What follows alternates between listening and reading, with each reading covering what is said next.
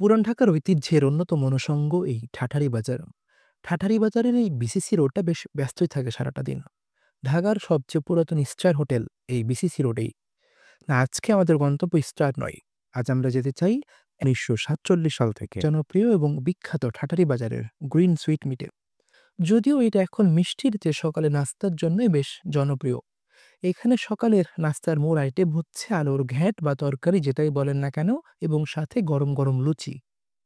এবং এই আলুর ঘ্যাঁট দিয়ে লুচিটা যে এতটা মজাদার, তা এই গ্রিন সুইট মিটে না আসলে আপনারা বুঝতেই পারবেন না।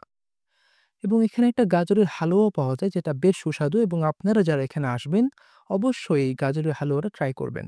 এবং এখানে মাত্র ৫০ থেকে ৭০ টাকার মধ্যে সবগুলো আইটেম দিয়ে আপনারা সকালে নাস্তা করতে পারবেন।